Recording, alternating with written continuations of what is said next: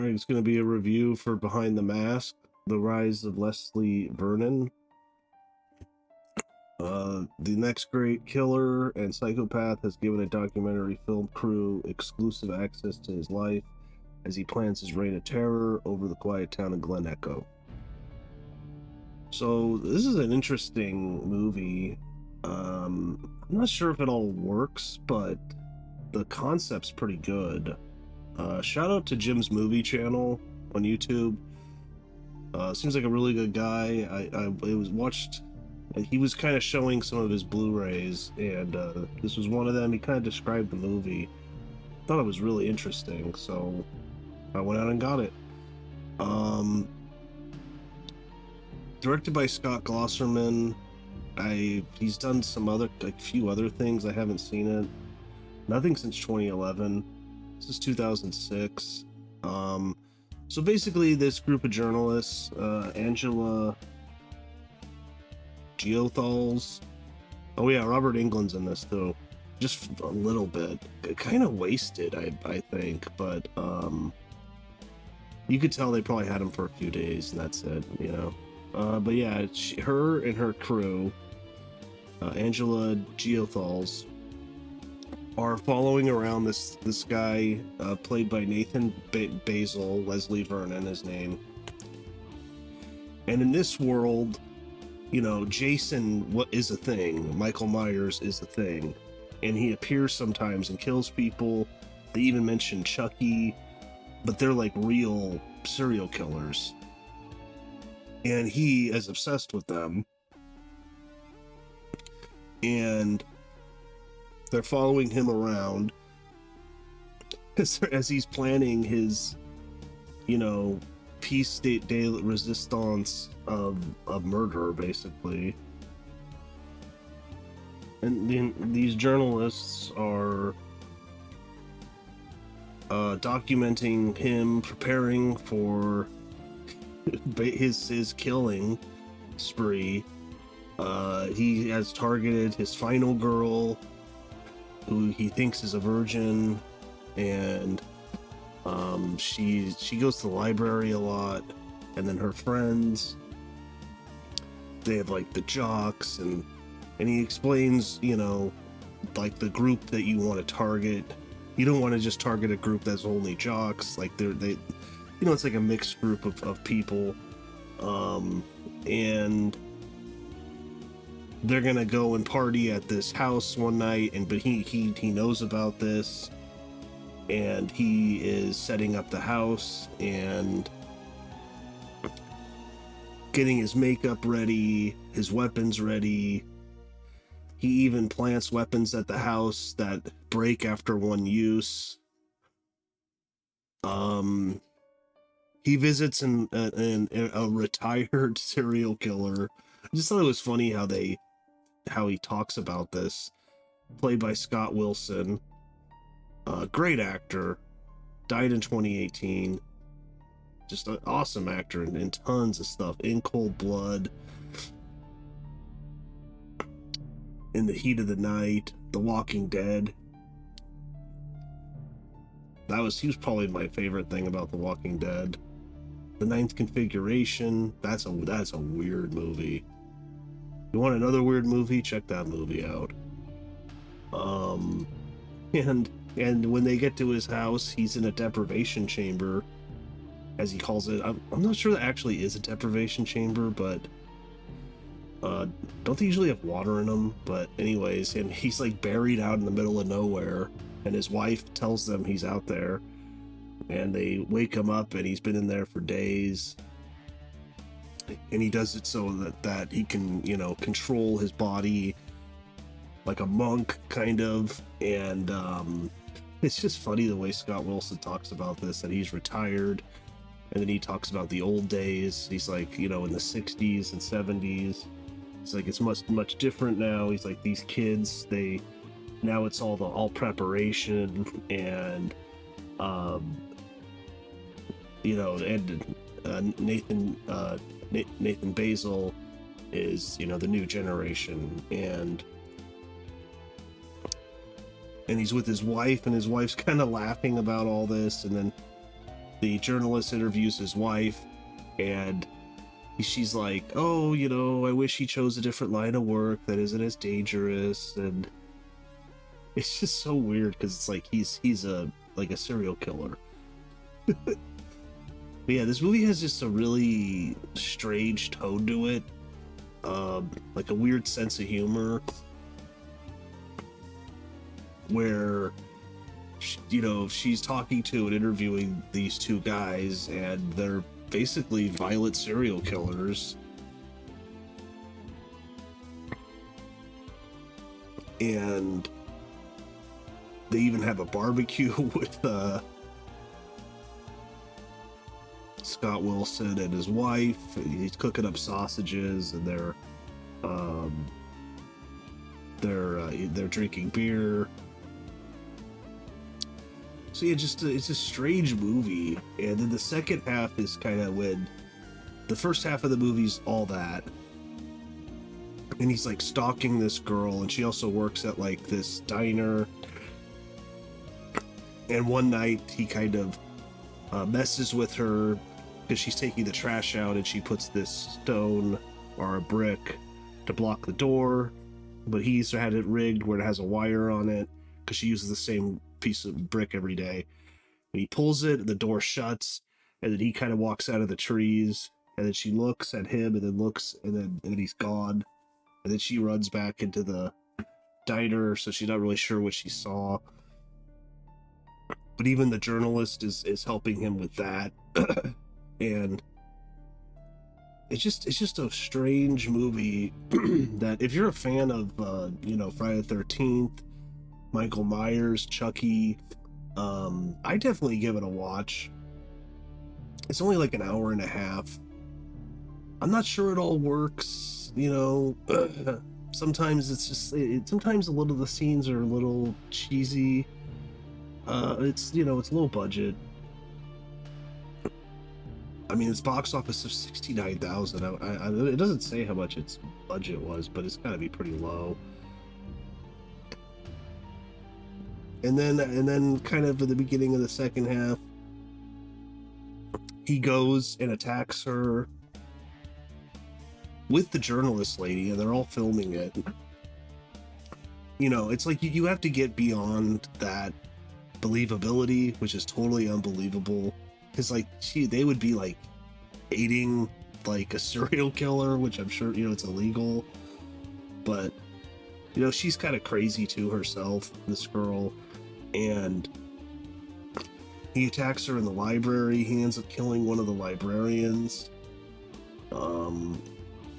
I've seen her before, Zelda Rubinstein. Oh yeah, that's right, she's in Poltergeist, and she's like the lady that this house is clean. But yeah, she's been in tons of stuff also. But anyways, he kills her, and then Robert Englund comes out of nowhere, and basically he's playing Loomis, Dr. Loomis, and he's also a doctor, a psychiatrist, and he has a history with Leslie Vernon. When he was a kid, he tried to help him. You know, it's Michael Myers, basically. That's probably the biggest influence on this, Michael Myers. And then in the end, I think it becomes more of Jason, because it's like in the forest and stuff. But then he comes out of nowhere. He shoots at him, he misses. He shoots at him again, he misses. He's honestly, I think that it's kind of a waste of Robert Englund, because he just is there, and then he's in the end, and he's easily dispatched. So this is all spoilers. The movie came out almost 20 years ago. So that was a little lame, but he's really excited because he says to his mentor, basically, I have an Ahab. You know, he's the white whale, I guess, and that's Captain Ahab hunting him. It's been Dr. Loomis from Michael Myers movies, so he's all excited. You know, oh, this is great. And then she's like, well, are you gonna kill him? And he's like, no, why would I want to do that? He's like, no, this is great. He's like, he's gonna try and stop me. He's my foil.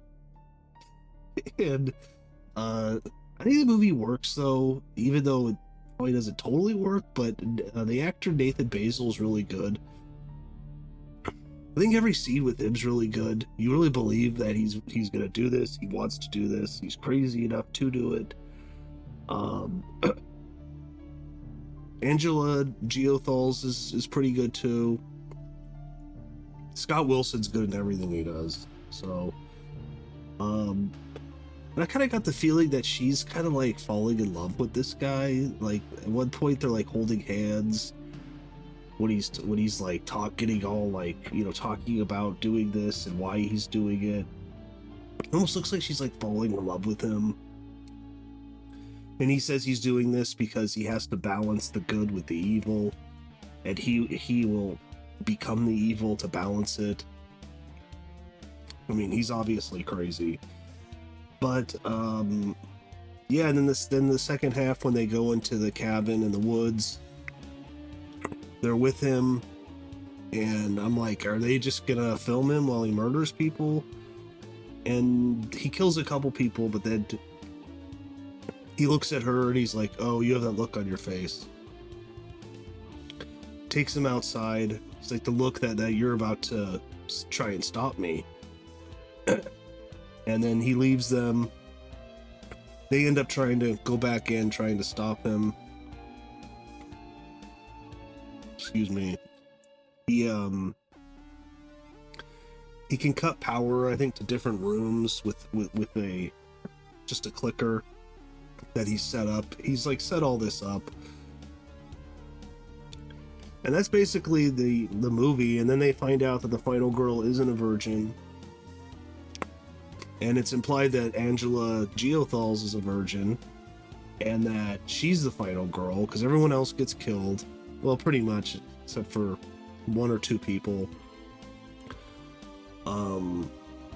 Robert Englund shows up, and just pretty easily dispatched. I thought that was like a waste. Maybe they had him for like one day, you know? And probably most of the budget went to him. So...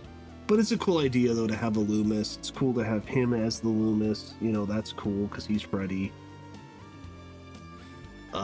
You know, so I like the idea. This movie has some good ideas. I'm just not sure it's executed great, but I don't know what the budget is. It's probably pretty low, so... And, yeah, then the rest of the movie plays out. I think I don't know. The second half's more like a slasher movie, and the first half is him becoming the slasher. So it's kind of two different movies smashed together. But I did like it. I'd give it a watch if you're a horror movie fan.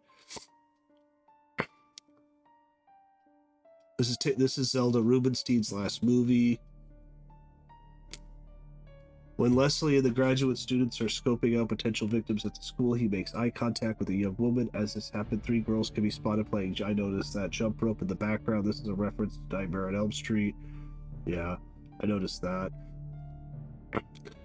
When Leslie first takes Taylor and her crew to meet Eugene, Scott Wilson, and his wife, the car parked in Usage driveway is the same color, make, and model as the car seated director Sam Raimi's movies. Oh, okay. Nice. Several characters' names are references to classic horror. For instance, Doc Halloran is a mashup between Danny Torrance's name, nicknamed Doc in The Shining, and Dick Halloran from the same movie, and Jamie being a reference to Jamie Lee Curtis, who was the final girl in several slasher movies, Halloween and Prom Night. But, you know, his mask, I don't know, I think it looks a little goofy, to be honest.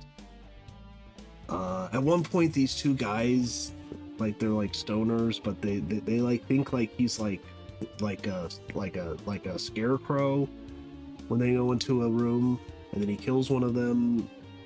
It doesn't look like a scarecrow at all to me. It's a guy in a mask.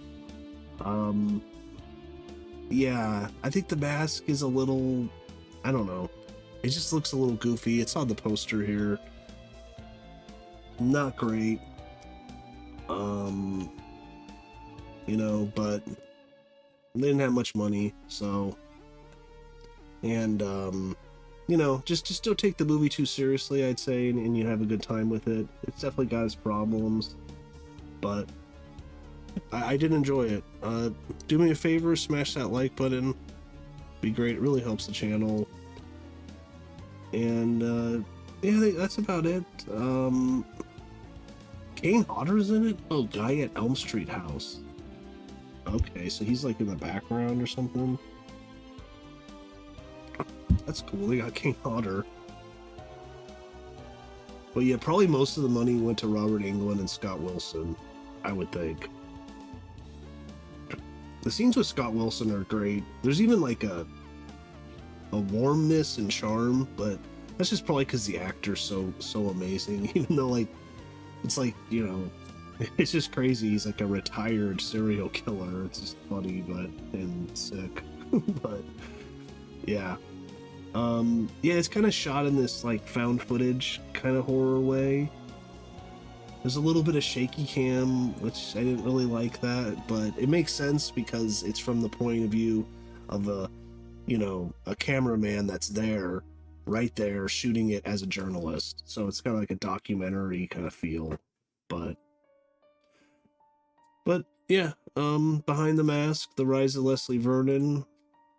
I'd recommend it. You know, I probably won't watch it again, but it's like an hour and a half, and I thought it was all right. So, but yeah, that's about it.